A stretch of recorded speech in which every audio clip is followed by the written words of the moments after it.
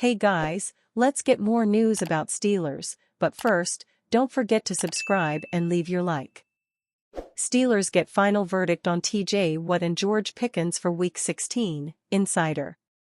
Pittsburgh Steelers fans received good news and bad news on December 19, and both came via NFL Network insider Ian Rappaport. For the Steelers, Wr. George Pickens and QB Justin Fields have both been ruled out against the Baltimore Ravens, Rappaport relayed. But TJ Watt has no injury designation and is good to go.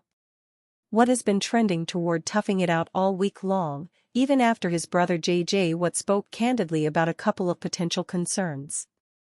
Now, officially, it appears he'll do so, even though the star pass rusher was unwilling to confirm his injury status on Thursday afternoon. "We'll have to wait and see how it feels on Saturday, but I feel pretty good right now," Watt told reporters on December 19. He also noted that he didn't have too many limitations at practice this week, but acknowledged that the Steelers didn't do anything too intense either, with it being a short week. TJ Watt on his injury status: "We'll have to wait and see how it feels on Saturday, but I feel pretty good right now." When asked about the potential of a limited snap count in Week 16, Watt expressed that he'd like to be on the field as much as he possibly can. It sounds like it's all systems go for Watt against the Ravens. As for Pickens, the out designation is somewhat disappointing following the trending workout video of the wideout on December 17. Hamstring injuries are tricky, and it seems the Steelers will continue to take things slowly with Pickens, prioritizing the playoff run. He'll have a chance to suit up on Christmas Day versus the Kansas City Chiefs, although that's an even shorter week than this one. Finally, with Fields officially out with an abdominal injury, third-string QB Kyle Allen will once again take over the backup duties. This time, he'll be behind Russell Wilson rather than Fields earlier in the year. On the other side of the coin, the Ravens are a bit banged up at wide receiver. Despite that fact, ex-Steelers starter Deontay Johnson has already been ruled out and is currently away from the team, which was mutually agreed upon according to the organization. Ravens Wr's Rashad Bateman, foot, and Nelson Agholor, concussion, are questionable for Saturday's game against Steelers, The Athletic's Jeff Zrebiec relayed on December 19. He also noted that Olb Odefowa, ankle, and G. Daniel Fulale, ankle, are also questionable. And that CB Jalen Armour-Davis, hamstring, and Wr Deontay Johnson, NIR, are out.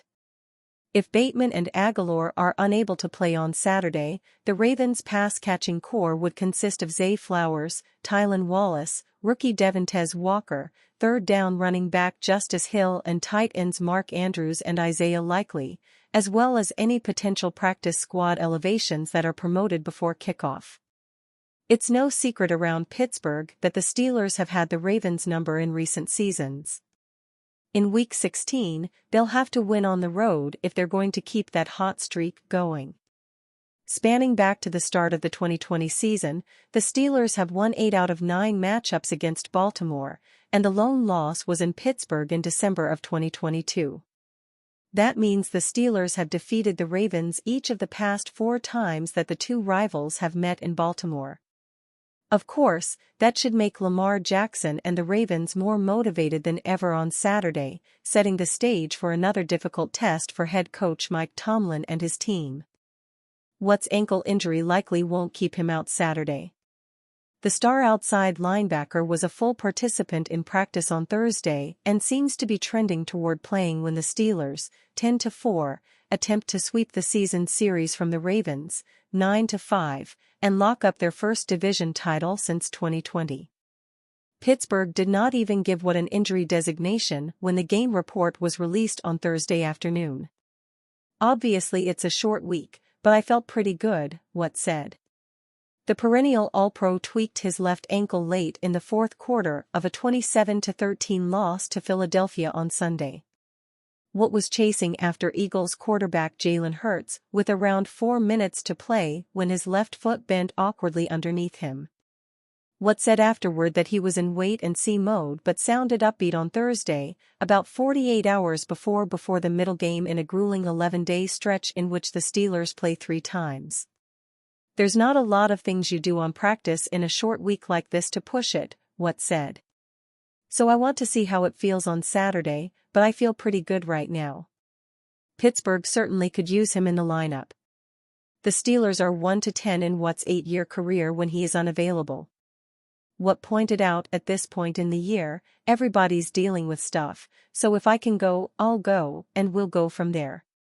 While Watt and the Steelers are accustomed to being at the mercy of the NFL schedule makers, Pittsburgh is playing on 5 days rest instead of the normal 6 because it is also hosting Kansas City on Christmas Day. He demurred when asked if he was frustrated that he's being forced to deal with an injury during a truncated portion of season. "I think other guys are obviously having to do it too," said Watt, alluding to the fact the Ravens, Chiefs, and Texans are all on the same timeline of playing Saturday and again on Christmas. "But like I said, I don't think it matters to weigh in honestly." While Watt's number 90 has a pretty strong chance to be on the field in Baltimore, the Steelers will be without top wide receiver George Pickens and possibly safety Deshaun Elliott. Pickens will miss his 3rd straight game with a hamstring injury, while Elliott is likely to miss his 2nd consecutive game with a hamstring issue. Backup quarterback Justin Fields, abdominal, is also out. Cornerback Dante Jackson, back, and defensive tackle Larry Ogunjobi are both questionable. Is Lamar Jackson's first home field advantage versus Steelers a big deal? Is Lamar Jackson's first home field advantage against the Steelers a big deal? When the Steelers come to visit on Saturday, they will play in front of a hostile crowd for the first time against Lamar Jackson. It marks the first start in the Ravens quarterback's career in which he will play the Steelers in Baltimore, sort of. His only previous start in Baltimore against the Steelers came during 2020, which due to COVID-19 restrictions, did not allow fans at M&T Bank Stadium. Now, such a quirk normally wouldn't be very notable, but it is when you're talking about one of the greatest quarterbacks in the game who can't seem to beat a team. Lamar Jackson is 1-4 against the Steelers, and his only win is in overtime against a backup's backup. And that was 5 years ago. Of course, Jackson has been a full-time starter since 2019 yet has only started 5 games against the Steelers. He has missed a number of games, often as season finales when the Ravens had nothing to play for. And those games he missed always seemed to be the ones at home. As a result, we are just in this odd circumstance where Jackson is playing the Steelers in front of a favorable crowd for the first time in his career. And for a divisional opponent he's never beaten while facing its starting quarterback, that feels notable. The Ravens are well aware of the fact that they have lost a ton of games against the Steelers lately, whether Jackson is playing or not. Before their most recent loss, they talked about having no idea why they keep losing. Could it be a matter of getting over the proverbial hump? And can their home crowd help them clear that barrier? Both the Steelers and Ravens have everything to play for. If the Steelers win, they win the AFC North. If the Ravens win, then they only need the Steelers to lose one more game to win the division. The Ravens have only won the division twice with Lamar Jackson, including last season. And of course they view themselves as Super Bowl contenders, so they know they can't afford to blow this. Their fans know that too, but can they make a difference? And you fan? What do you think of the situation of Lamar Jackson? Leave your opinion in the comments.